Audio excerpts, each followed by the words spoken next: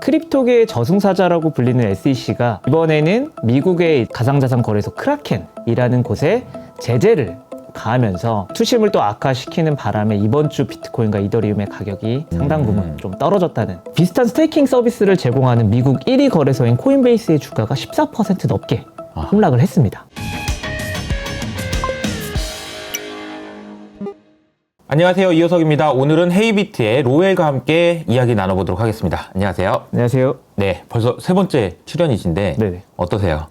처음에는 되게 앞도 안 보일 정도로 떨렸는데 그래요? 이제야 조금 카메라에서 보고 이제 여기가 자연스럽게. 스튜디오여가지고 아무래도 좀 떨리는 게 있는 것 같아요. 그냥 자연스럽게 하는 것보다는. 네. 그런데 오늘 다룰 주제도 사실 좀 과거에 했던 것보다 조금 더 무거운 주제고, 최근에 크립토 시장이 좀 반등하는가 싶더니 이 이슈 때문에 좀 조정을 받고 있단 말이에요. 맞습니다. 그래서 그 내용을 좀 소개해 주실 것 같은데요. 어떤 내용부터 시작할까요? 네, 일단 간단하게 오늘 말씀드릴 주제에 대해서 좀 말씀을 드리면은 네. 사실 지난주에 이제 제가 말씀드렸던 SEC와 리플 다들 기억하실 거예요. 그러니까 지금 뭔지 모르겠지만 아무튼 싸우고 있다. 맞습니다. SEC라는 곳과 네네. 리플 사랑 싸우고 있다라는 얘기 했었죠. 네네. 근데 그 SEC가 리플에 이제 그치지 않고 속된 말로 칼춤을 추고 있다라고 좀 표현을 할 수 있을 것 같은데. 칼춤을 추고 있다. 네, 맞습니다. 네. 크립토계의 저승사자라고 불리는 SEC가 네. 이번에는 미국의 이제 가상자산 거래소 크라켄이라는 곳에 제재를 가하면서 이게 이제 투심을 또 악화시키는 바람에 이번 주 비트코인과 이더리움의 가격이 상당 부분 좀 떨어졌다는 말씀을 드리고 싶습니다. 네, 내부적인 요인들이 좀 있었다는 거죠. 최근에. 맞습니다. 네, 그 어떤 크라켄, 스테이킹 뭐 어려운 용어들이 좀 있는데 네네. 하나씩 좀 설명해 보죠. 이게 사실 내용이 좀 어려운데 이번 기회에 문제가 됐을 때 한번 항상 공부를 하게 되잖아요. 그쵸. 한번 공부를 하고 넘어가면 좋을 네네. 것 같아요. 일단은 간단하게 말씀드려서 이번 제재 이후에 좀 시장이 단기적으로 급락을 했는데 네. 아까 이제 말씀하셨던 것처럼 1월 초부터 비트코인과 이더리움 그리고 이제 다양한 암호화폐 모두 이제 상승 랠리를 기록을 하고 있었는데 네. 이번 SEC의 제재로 인해서 이번 주에 비트코인이 마이너스 5% 그리고 이더리움이 비트코인보다 더 빠져서 마이너스 7%를 기록을 했는데요. 오늘 다룰 주제의 이제 핵심인 스테이킹과 이더리움이 사실 가장 큰 연관이 있기 때문에 비트코인보다 이더리움이 더 많이 빠졌다고 설명드릴 수 있을 것 같은데요. 특히 스테이킹이라는 개념 자체는 이따 뭐 다시 설명드리겠지만 단순한 투자 상품이 아니라 블록체인 생태계에서 굉장히 중요하고 상징적인 행위이기 때문에 더욱 논란이 좀 가중되고 있습니다. 네. 이 스테이킹이 뭔지는 뒤에 설명해 주셔야 되겠지만 이 스테이킹이란 단어가 굉장히 중요하다라고 하고 일단 넘어갈게요. 네. 그리고 SEC가 지난 리플 이후로 뭐 크라켄뿐만 아니라 크라켄이 이제 미국에서 가상자산 거래소 2위, 우리나라로 치면 이제 빗썸 네. 수준인데 빗썸 말고 업비트와 같은 미국의 코인베이스라는 거래소. 아하. 그리고 뒤에서 설명드릴 팍소스라는 이제 스테이블 코인을 발행하는 회사까지 정조준을 하고 있는 상황입니다. 지금 이게 진짜 칼춤을 춘다는 말을 왜 하셨는지 알 것 같아요. 맞습니다. 이게 좀 큰 회사들인데, 네네. 야, 저기까지 건드린다고? 막 이런 분위기네요. 사실 이게 미국만의 이슈라고 하면 좋긴 한데 결국 금융 같은 경우에는 글로벌 좀 동조화 가능성이 높다 보니까 네. 이게 다른 나라, 특히 우리나라로 이 시스템 리스크가 좀 불거진다면 올해는 확실히 글로벌 크립토 규제의 원년이라고 할 수 있을 정도로 SEC가 좀 광폭적인 행보를 좀 보이고 있는데요. 그렇군요. 네네. 천천히 한번 오늘 그럼 블록체인과 스테이킹 그리고 이번 사태에 대해서 설명드려보겠습니다. 네. 이게 스테이킹이라는 얘기를 알려면 우리가 이제 흔히 자주 먹는 스테이크랑은 좀 구분을 해야 될 것 같고요, 우선. 그 전에 이제 블록체인이라는 것이 무엇인지에 대한 개념부터 좀 정리하면 좋을 것 같아요. 네네. 일단 블록체인의 기본 개념부터 먼저 설명드리기에 앞서 가장 쉽게 제가 블록체인에 대해서 설명을 좀 해드리고 싶어서 여러 가지 생각을 해봤는데 야, 이게 블록체인 얘기는 많은데 과연 로엘의 설명은 어떤지 맞습니다. 한번 들어보죠. 네. 블록체인이라는 단어에서부터 일단은 떠올릴 수 있는 거. 블록과 체인 네. 두 가지로 일단 생각을 해볼 수 있는데요. 블록체인은 기본적으로 블록 단위로 쪼개진 데이터가 우리가 흔히 알고 있는 체인, 사슬 형태로 엮여서 데이터가 움직인다고 볼 수가 있습니다. 쉽게 말하면은 블록 안에 데이터가 다 기록이 되어 있고 네. 이게 사슬, 체인과 다 엮여서 순서대로 데이터가 움직이고 기록되고 전송되고 아하. 이런 기술을 블록체인이라고 표현을 하는데요. 네. 기본적으로 블록체인 같은 경우에는 이렇게 주고받는 데이터를 흔히 트랜잭션 이라고 표현을 합니다. 아, 거래, 이게 뭐라고 하죠? 트랜잭션? 트랜잭션이 한국말로? 네 맞습니다. 거래라고 표현할 수 거래라고 있는데 하나요? 네. 기본적으로 예를 들어 비트코인을 제가 가지고 있는데 누군가에게 보내고 싶다라고 가정을 했을 때 그 사람의 이제 주소가 필요하잖아요. 그렇죠. 뭐 그냥 은행이나 이런 거 치면은 계좌번호가 필요한데 아하. 이런 데이터들이 모두 들어가 있는 게 바로 트랜잭션. 아하. 그리고 이 트랜잭션들이 묶어서 이제 하나에 들어가 있는 게 블록이라고 생각하시면 될 것 같습니다. 네. 그래서 블록 하나가 생성이 되고 그 다음 블록이 생성이 되고 그 다음 블록이 생성이 되는데 이게 다 체인 형태로 다 연결이 돼서 이전의 데이터가 그 블록에 저장돼 있고 그 다음 데이터를 또 이전 블록에서 읽어오고 이렇게 작업이 되다 보니까 사실상 블록체인을 위변조한다는 게 불가능하다는 이유가 바로 이런 구조 때문에 라고 설명드릴 수 있을 것 같습니다. 얘를 바꾸려면 제도 바꿔야 되는데 맞습니다. 제도 바꾸려면 쟤도 바꿔야 되니까 그쵸. 바꾸기가 어렵다라는 맞습니다. 거죠. 근데 그러면은 이런 블록체인에 기록된 데이터를 이제 위변조할 수 없다라고 생각을 할 수 있지만 기본적으로 이 블록 안에 들어가 있는 트랜잭션 데이터들이 굉장히 많고 다양합니다. 네. 우리가 그냥 인터넷에서 뭐 앱을 사용하거나 뭐 어떤 서비스를 들어가거나 로그인을 할 때만 하더라도 저희가 그 인터넷 안에서 속도가 굉장히 빠르잖아요. 네. 근데 블록체인도 이런 온라인 인터넷 환경과 같이 속도를 빠르게 하기 위해서 이런 블록에 있는 데이터들을 계속해서 넘겨줘야 되는 작업을 해야 됩니다. 근데 이 블록체인을 넘겨주는 과정이 결국 우리가 흔히 알고 있는 중앙화되어 있는 금융기관 같은 경우에는 중앙화된 기관에서 그냥 다 선택을 해줘요. 이거 데이터 맞네? 이거 너 지금 계좌번호 맞고 너 이름 이거네? 우리가 보내줄게.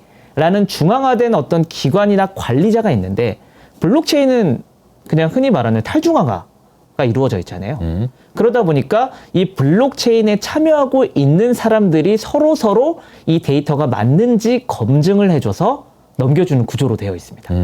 그러다 보니까 이 검증자들끼리 검증을 하는 과정에서 합의라는 과정이 필요합니다.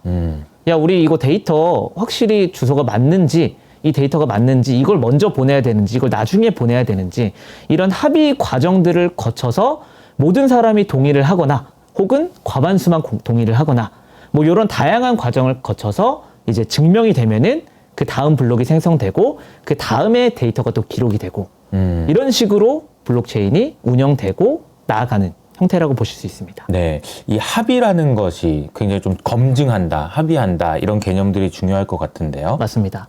근데 이 검증 단계가 필요한 이유는 아까 말씀드렸던 것처럼 결국에는 데이터의 위변조를 막고 올바른 트랜잭션과 올바른 블록을 계속해서 기록해 나가기 위함이잖아요. 그렇죠. 근데 우리가 그냥 흔히 생각해 보면은 누가 자발적으로 어떤 뭐 합의든 어떤 일이든 해서 뭐 자발적으로 하는 경우는 그렇게 많지는 않잖아요. 그러니까 뭐 인류애가 우리 아니면. 한번 잘해보자. 뭐 우리 사기치지 말고 잘해보자.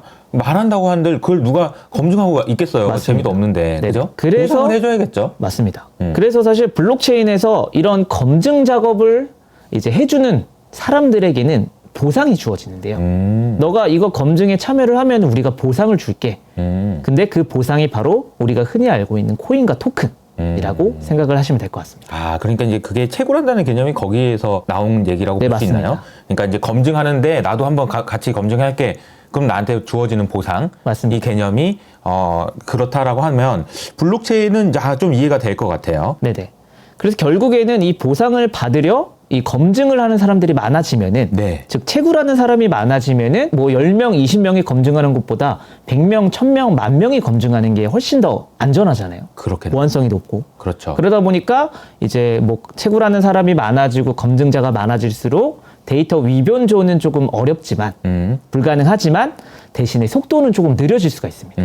10명이 그냥 검증이나 합의를 하게 되면은 금방금방 오케이, 넘어가는데 하는데, 뭐 1000명, 10,000명이서 다 같이 합의를 하려면 시간이 걸릴 수밖에 없잖아요. 그러네요. 물론 이 합의 증명에 대한 여러 가지 개선이나 발전 방향들이 뭐 10,000명이 참여를 하고 있는데 여기서 대표 10명만 뽑아서 하겠다.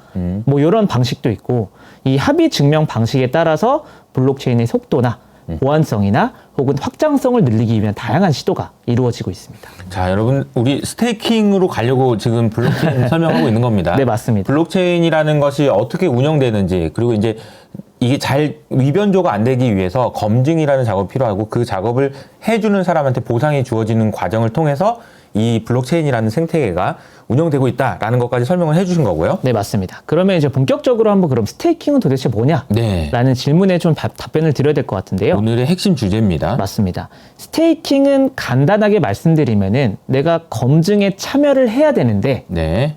일반적인 우리가 그냥 비트코인 채굴하시는 분들이 만약 뭐 계시거나 주위에 계시면은 뭐 채굴기를 돌려서 어떤 문제를 풀어서 비트코인을 보상으로 받는다.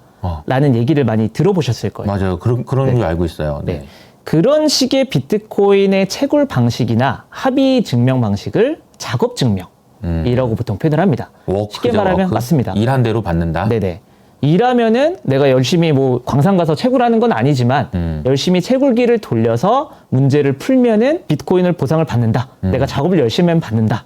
라는 개념인데 요거와 반대로 지분 증명이라는 방식이 있습니다. 아.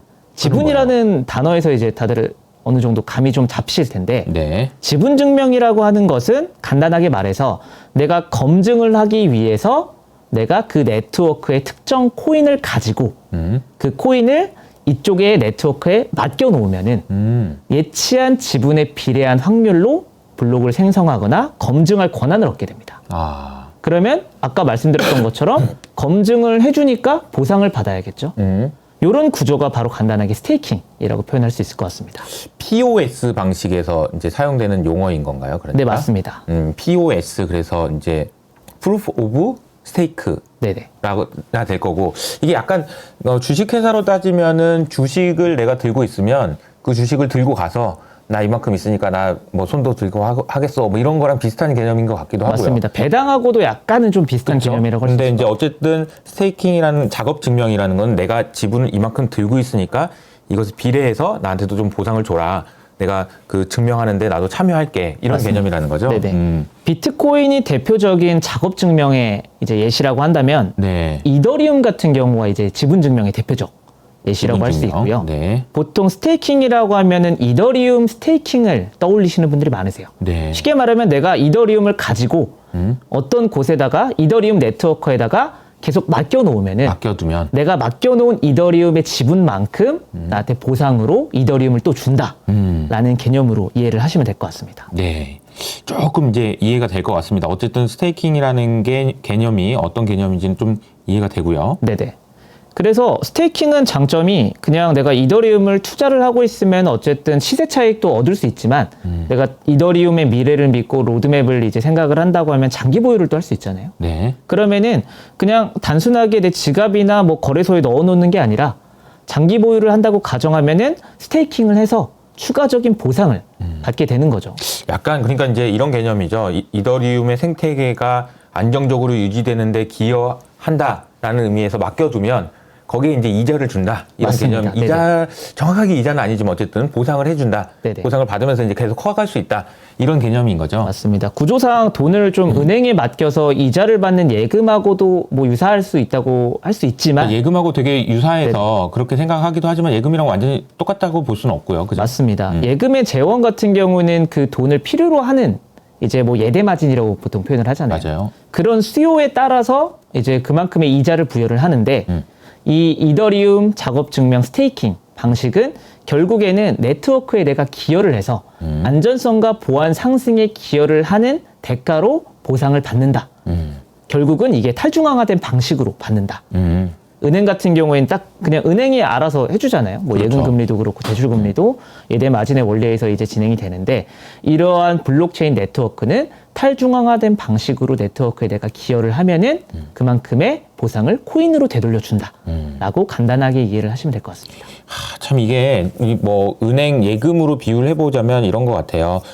제가 이제 은행이라고 한다면 로엘이 이제 예금을 맡기는 거죠. 그러면 저희가 누군가한테는 돈을 빌려주고 저는 이 은행 시스템이 유지되기 위해서는 반드시 예금 금리보다는 대출 금리가 높아야 이 구조가 계속해서 유지될 수 있거든요. 그 말은 뭐냐면 제가 로엘한테 예금 금리를 3%를 주면 대출 금리는 5%가 돼야 되고 그 5%로 빌려간 그 사람은 5% 이상의 수익률을 얻을 수 있는 다른 사업을 해서 돈을 벌어야지 이게 굴러갈 수 있는 구조인 건데 스테이킹도 어쨌든 그런 식으로 설계가 되어 있다는 거고 이것이 유지되기 위해서는 이더리움이든 뭐든 그 코인을 쓰는 그런 생태계, 세상이 커져야 되겠다라는 생각도 좀 드네요. 맞습니다. 스테이킹의 종류가 여러 가지 있다면서요, 근데? 네네. 사실 이 스테이킹이라고 하면은 그냥 간단하게 내 거 맡겨놓으면은 되겠지라고 생각을 하지만 이게 스테이킹을 그냥 개인이 하기는 되게 쉽지 않아요.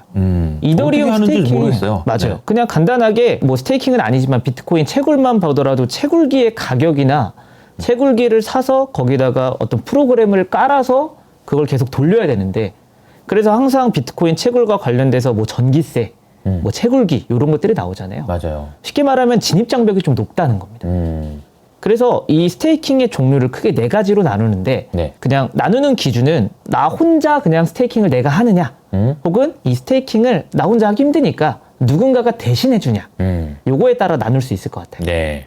이더리움 같은 경우에는 스테이킹을 하기 위해서는 32개의 이더가 필요합니다. 이 32개의 이더가 지금 시세로 치면 약 한 6천만 원 정도 수준인데 그냥 일반 투자자라고 하면은 그만큼의 이더리움을 또 갖기 쉽지 않잖아요. 6천만 원 정도의 이더리움을 가지고 있어야 네네. 그러니까 지분 증명을 통해서 참여할 수 있다는 거죠. 맞습니다. 근데 나는 한 개밖에 없어. 나는 이더리움 한 개밖에 없는데 스테이킹을 하고 싶어. 그런 사람들을 위해 이제 다양한 스테이킹 서비스가 또 발전을 하게 됩니다. 그렇군요. 네네. 쉽게 말하면은 내가 혼자 스테이킹 하느냐, 혹은 누군가에게 맡기느냐, 그리고 어디까지 맡기느냐에 따라서 보상률이나 리스크가 좀 변동이 됩니다. 그렇겠네요. 네네.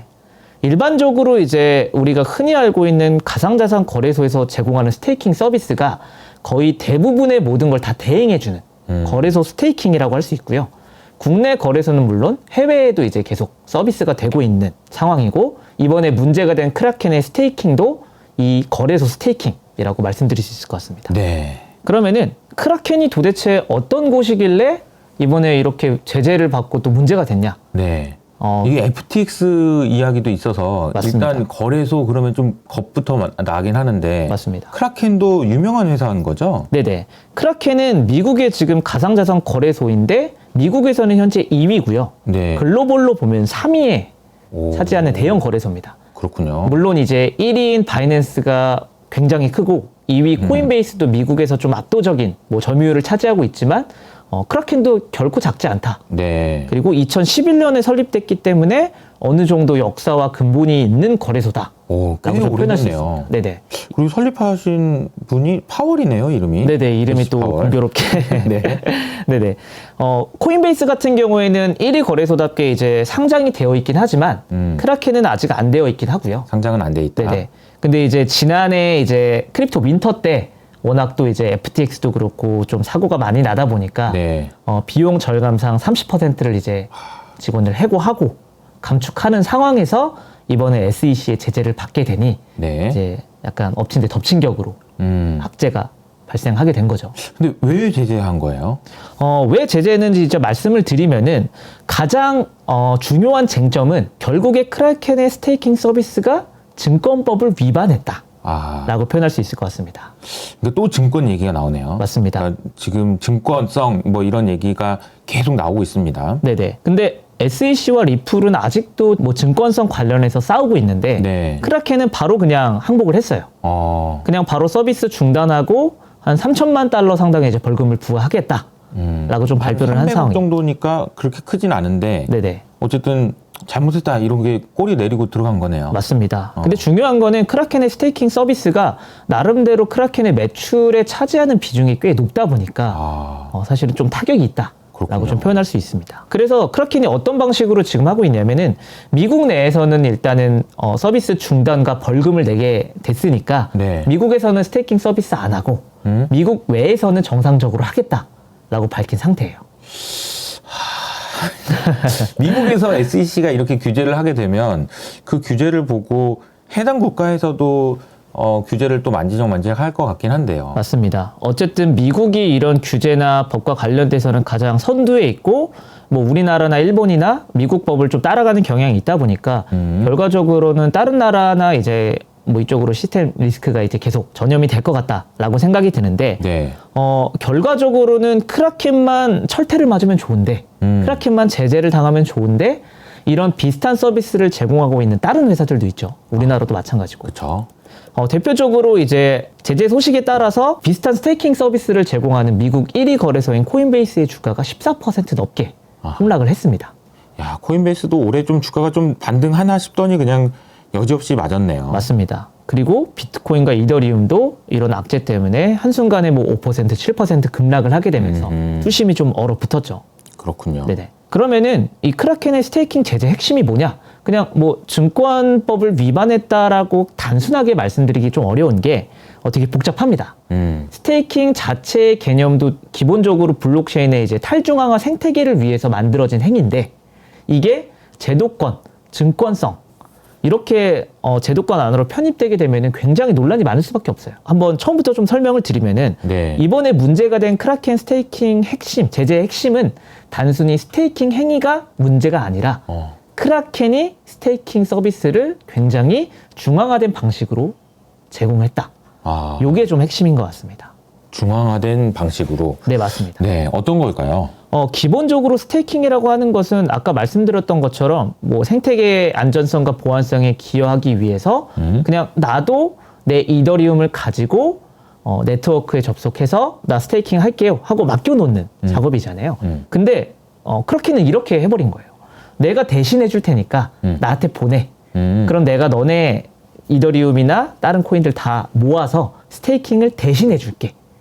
라고 이제 된 건데 결과적으로는 이 크라켄에서 굉장히 높은 고이율의 수익률을 제시하기도 하고 본인들의 스테이킹 프로그램에 있어서 우리가 대신에 고객들한테 맡아놓은 암호화폐를 모두 다 스테이킹하는 게 아니라 90%는 스테이킹을 하고 10%는 혹시 모르니까 남겨놓고 이런 방식으로 그냥 뭐 탈중앙화된 세상에서는 모든 정보가 다 공유되고 이제 배포되어야 되잖아요.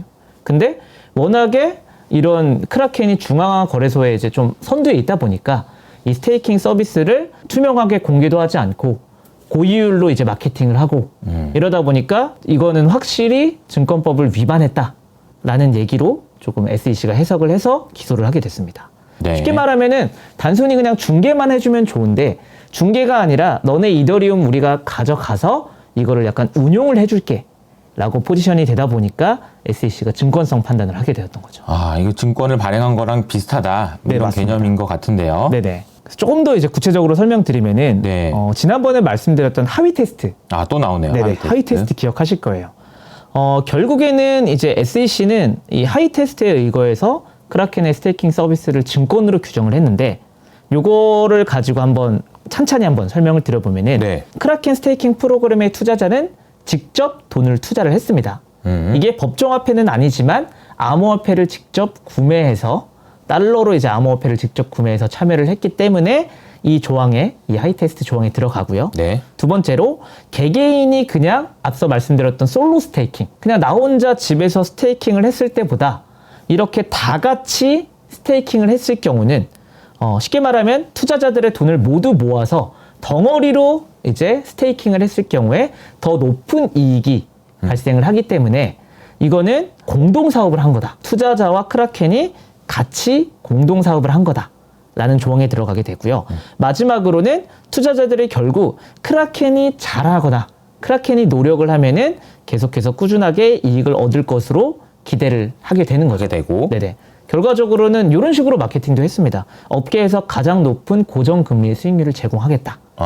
이런 조금 약간 급진적인 그리고 좀 약간 과대한 마케팅 활동이 SEC에 이제 좀 거슬린 상황이 된 거고 그 전부터 계속 지켜보다가 이번에 이제 제대로 기소를 하게 된 거죠. 항상 이제 다른 사람의 돈을 신탁을 받든 위탁을 받든 그 돈을 운용해 준다라는 개념은 절대로 하면 안 되는 것이 개런티예요. 맞습니다. 절대 이거는 보장합니다. 이런 얘기는 절대 하면 안 되는데 아마 그런 것과 비슷한 이 문구들도 있었을 것 같다라는 생각이 맞습니다. 들고 결과적으로 한번 마지막 정리를 해보면은 네. 크라켄은 연간 21%에 달하는 투자 수익률로 이제 수익률이 되게 투자자에게 높았구나. 받게 됐죠. 보장하는 수익률이. 맞습니다. 네. 작년에 이제 루나 사태 때 이제 루나의 이제 가장 큰 재원이었던 앵커 프로토콜이 네. 19% 20% 정도 수익률을 이제 제시를 했는데 네. 크라켄은 그거보다 조금 더 높은 수치로 이제 마케팅을 한 거죠.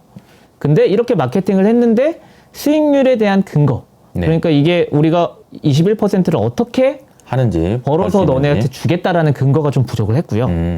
그리고 게다가 2022년 4월까지 미국 투자자가 27억 달러가 넘는 암호화폐를 이 크라켄 스테이킹 프로그램에 넣어놨고 크라켄은 이걸 가지고 1억 한 5천만 달러 순이익을 벌게 됐습니다. 매출도 아니고 순이익을 이렇게 벌게 된 거죠. 네. 근데 이게 내가 그냥 솔로 스테이킹을 했을 경우에는 은행 예금처럼 바로 뺄 수 있는 게 아니라 어느 정도 기간을 잡고 이제 뭐 언락이나 뭐 락업이나 이런 것들이 좀 걸려 있는데 직접 스테이킹과 달리 즉각적인 보상 그리고 언제든지 락업을 해지할 수 있는 기능을 제공하거나 그다음에 뭐 매주 혹은 매주 2번씩 지급하는 등의 크라켄 스테이킹 프로그램만의 혜택을 제공했다. 그리고 마지막으로 고객으로부터 받은 암호화폐를 전부 다 스테이킹한 게 아니라 일부는 준비금으로 보유하는 등 그냥 스테이킹 행위 자체가 문제가 아니라 크라켄 스테이킹 프로그램의 문제가 더 컸다라고 정리를 좀 할 수 있을 것 같아요. 아, 근데 이렇게 들어보니까 지금까지 문제가 안 된 게 신기하네요. 맞습니다. 21%의 수익률을 보장하고 이게 보장이 안 될 텐데 계속 그쵸. 돈도 찾아갈 수 있게도 해주고 그랬는데 이제 와서 문제가 된 게 더 신기하긴 합니다. 네네. 근데 SEC 같은 경우에는 이미 몇 년 전부터 미등록 증권 판매 혐의로 여러 회사들과 이제 토큰들의 고소를 진행을 했고 대부분 또 승소를 했죠. 네. 근데 이걸 지난번에도 보여주신 거죠? 리플에 맞습니다. 대해서 이게 지금 소송이 들어와 있는 것처럼 다른 회사들도 다 지금 소송을 지금 하고 있는 상황이고 이게 보니까 SEC가 다 이겼네요. 리플하고 넥소를 제외하면. 맞습니다. 리플 같은 경우에는 돈이 많다 보니까 이제 좀 이런 버티는 소송을 거고. 좀 길게 끌어나갈 수 있는데 네. 다른 것들은 조금 어렵죠. 이게 텔레그램도 있고요. 맞습니다.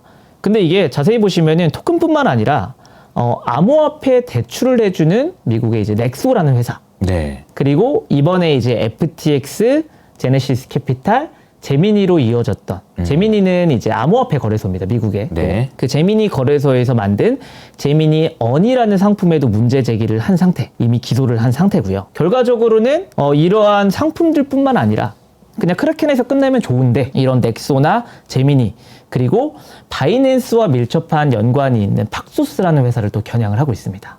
이게 또 이제 투심의 또 악화를 불러오면서 시장의 변동성이 굉장히 큰 상태인데요. SEC라는 크립토 저승사자가 칼춤을 추면서 또 뭘 찌를지 모른다. 맞습니다. 이런 우려가 있는 거죠. 네네. 다만 이제 코인베이스를 비롯해서 비슷한 스테이킹 서비스를 제공하는 곳들은 우리는 크라켄의 스테이킹 프로그램과 다르다면서 우려를 좀 일축하고 반발을 하고 있는 상황입니다. 그래야겠죠. 네네. SEC의 게리 겐슬러 위원장이 CNBC 출연해서 이런 말을 했어요. 크라켄이 만약에 너네가 진짜 스테이킹 서비스를 제공하고 싶으면은 네. 이 고객들, 투자자들에게 투명하게 정보를 공개하고 등록을 해야 한다. 아, 어떻게 21%를 벌었냐? 맞습니다. 얘기해라. 이런 거죠. 네네. 그리고 너네의 정보를 다 SEC에 제출을 해라. 네. 라고 우회적으로 얘기한 거죠. 근데 여기서 또 중요한 발언을 또 하나 했습니다. 이게 그냥 단순하게 거래소에서 제공 중인 스테이킹 상품뿐만 아니라 네. 랜딩, 이건 대출 상품이죠. 대출. 랜딩 그리고 언이라는 또 이제 투자 상품이 따로 있습니다. 네. 그리고 그다음에 보상, 연금리 이런 모든 상품들이 다 증권법에 위반될 수 있다라고 발언을 한 건데요. 이게 결과적으로는 그냥 크라켄만 때려잡으면 될 일인데 지금 팍소스도 건드리고 있고 제미니도 가고 넥소도 가고 그리고 혹시 뭐 코인베이스도 갈 수도 있는 거고 아니면은 바이낸스조차도 미국에서 영업을 못하게 뭐 이런 식으로 이제 전선이 좀 넓어지다 보니까 많이 우려를 하고 있는 상황입니다. 네, 좀 무섭게 다가오는 것 같긴 합니다. 네네. 결과적으로 업계는 이 스테이킹이라는 행위 자체가 그냥 단순히 뭔가 투자 상품이 아니라 개인이 이런 탈중앙화 블록체인 네트워크에 참여해서 기여하고 추가적인 이득을 가져갈 수 있는 옵션을 제공하는데 SEC가 막아섰다고 이제 극렬하게 비판을 하고 있는데요. 네. 특히 이제 SEC 의원 중에 헤스터 피어스라는 분이 계십니다. 네. 이분은 흔히 이제 커뮤니티에서 크립토 맘이라고 불려요. 아하. SEC가 대표적인 이제 암호화폐 이제 규제를 부르짖는 곳인데 거기서도 크립토 맘이라고 이제 암호화폐 되게 긍정적이고 우호적인 헤스터 피어스 위원은 아니 지금 너네가 SEC가 지금 미등록 이제 증권 상품을 이제 판매를 하고 발행했다고 문제를 일삼는데 너네가 지금 이걸 등록하지 않게 해주면서 그렇죠. 등록도 못하게 해주면서 왜 이렇게 규제를 하냐라고 이제 게으른 규제라고 이제 비판을 가하는 상황입니다. 일은 제대로 안 하면서 혼만 낸다 이런 맞습니다. 개념인 것 같아요. 그러니까 정확하게 뭘 해도 된다, 하면 안 된다 이렇게 얘기도 안 하고 리플 소송도 끝나지도 않았고 뭐 그런데 이제 볼멘 소리가 나올 법도 합니다. 네네. 근데 이제 뭐 아마 규제는 아마 올해 계속 될 것 같고요. 네네. 어떤 식으로 좀 대응을 해야 되는지도 고민을 해봐야 될 것 같아요. 네네. 마지막으로 정리를 하면은 결과적으로 이 크라켄의 스테이킹 제재 이후에 스테이킹 서비스뿐만 아니라 비슷한 구조의 상품, 아까 네. 말씀드렸던 뭐 랜딩이나 언이나 이런 비슷한 구조의 상품이나 혹은 법정화폐 담보형 스테이플 코인, 네. 흔히 말하는 뭐 테더, USDT, 뭐 USDC, BUSD 이런 코인들에게까지 부정적인 영향을 끼칠 수 있다. 아, 실제로 이제 지금 SEC가 팍소스와 바이낸스의 스테이블 코인 BUSD를 겨냥을 했고 발행이 이미 중단이 됐어요. 네. 신규 발행이 중단이 됐고 이걸 또 이제 미등록 증권으로 봐서 소송 제기를 하지 않겠느냐, 또 바이낸스를 공격하지 않겠느냐라는 여론도 조금 계속 보이고 있습니다. BUSD가 바이낸스에서 발행한 스테이블 코인이죠. 맞습니다. 이 스테이블 코인을 발행을 못하게 만든 거고 지금 이미 중단된 건가요? 네네. 팍소스가 사실은 발행 주체고 네. 바이낸스는 이제 뭐 도와주고 있다, 연결돼 있다라고 이제 표현을 하지만 그냥 사람들은 흔히 BUSD는 바이낸스의 스테이블 코인이다라고 생각을 하고 있기 때문에 사실 그렇게 봐도 무리가 아닌 것 같고요. 그러니까 이제 뭐 결과적으로 지금 걸고 넘어가고 싶은 데는 저기가 아닌가 싶은 생각이 들긴 하는데. 맞습니다. 네, 바이낸스는 참고로 1위 압도적 1위 거래소죠. 전 세계 네네. 압도적 1위. 압도적 거래소입니다. 1위 거래소인데 이게 뒤에 중국 자본이 있는 있지 것 않겠느냐라는 아니냐라는 의심이 이제 좀 있습니다. 네, 그래서 이제 항상 그 미중 간의 대립 구도를 맞습니다. 바이낸스를 중심으로 생각하는 경향이 있는데 어쨌든 SEC 얘기하다가 결과적으로 또 바이낸스 얘기가 나오네요. 네네. 작년에 루나랑 이제 FTX 사태로 규제 강화가 좀 예고됐죠. 그렇죠. 이미, 올해는 네네. 규제를 각오는 하고 있었죠. 네네. 네. 그러다 보니까 올해가 크립토 규제의 원년이라는 생각은 다들 하고 있었는데 네. 이게 이제 연초부터 이제 고강도로 이렇게 그러게요. 제재가 쏟아져 나오고 있는 게 굉장히 의미심장하다라는 생각이 좀 들고요. 그런데 이런 그 위기 혹은 제재가 있고 규제가 생기면 또 이 좋아진 오히려 또 정제된 그런 생태계 안에서 발전할 수도 있어서 산업이 맞습니다. 이게 결과적으로는 어쨌든 단기적으로는 투심에 악영향을 미칠 수밖에 없죠. 네. 이미 제재가 들어가고 좋은 얘기는 들어갈 아닌 것 거니까. 같아요. 오늘 네네. 설명 들어보면. 네, 다만 중장기적으로는 방금 말씀하셨던 것처럼 시장의 투명성 강화가 되면은 오히려 규제가 만들어지고 제재가 있으면 뭐 기관 자본이 들어오기 쉽다든지, 그렇죠. 네네, 혹은 더 이제 신뢰도를 갖고 투자자들이 더 많이 들어온다든지 이런 긍정적인 효과가 있을 수 있고요. 반대로 중앙화된 크라켄이나 중앙화된 상품이나 중앙화된 서비스를 제공하는 곳들은 계속해서 규제를 맞을 수밖에 없지만 이미 탈중앙화가 되어 있다고 평가를 받는 뭐 예를 들어 비트코인도 어느 정도 그쵸. 탈중앙화 되어 있다고 지금 말을 하잖아요. 그런 비트코인뿐만 아니라 탈중앙화된 금융 서비스를 제공하는 디파이 네. 이런 것들이 좀 부각될 수 있다. 실제로 이번 아예 사고가 그냥 터지고 자기들끼리 돌아가니까 그거는. 맞습니다. 그런 아예 탈중앙화 되어 있으면은 증권법 뭐 이런 증권성 시비를 걸 논란에 리가 걸 없죠. 수 없죠. 그리고 네네. 게리 갠슬러도 여기서 중요한 게 게리 갠슬러조차도 비트코인은 증권 뭐 아니다라고 맞습니다. 이야기를 여러 차례 했으니까요. 네네. 그죠? 결과적으로 뭐 이더리움이 가장 큰 논란이 될 건데 맞아요. 요번에 이제 크라켄 스테이킹 이제 프로그램 자체가 문제가 되면서 이더리움의 가격이 많이 급락을 했고 비트코인보다 더. 네. 근데 재밌는 것은 비트코인과 이더리움의 가격은 되게 급락을 했는데 대체제라고 할 수 있는 디파이 쪽의 가격은 좀 버텨주고 오히려 오른 토큰들도 있다. 그러니까 쉽게 말하면 이게 악재는 맞긴 하지만 뭐 펀더멘털을 그렇게 막 침해한 건 FTX 아니고요. 사태처럼 막 심각하고 그런 건 아닌 것 같아요. 네, 맞습니다. 좀 약간 정리된 상황에서 규제가 들어와서 조금 힘들긴 하지만 사업을 하는 사람들이나 이런 사람들이 힘들긴 하지만 또 다른 기회를 찾을 수 있는 것 같고 그런 생각이 좀 드네요. 네. 네네. 알겠습니다. 오늘은 로엘과 함께 크라켄 스테이킹 이슈가 어떤 의미가 있는지 사실 국내에서 이게 다룬 적이 거의 없기 때문에 거의 최초가 아닐까 싶긴 한데요. 이 내용에 대해서 좀 자세하게 알아봤고 그 의미와 향후 전망에 대해서까지 알아봤습니다. 로엘 고생하셨습니다. 네, 감사합니다.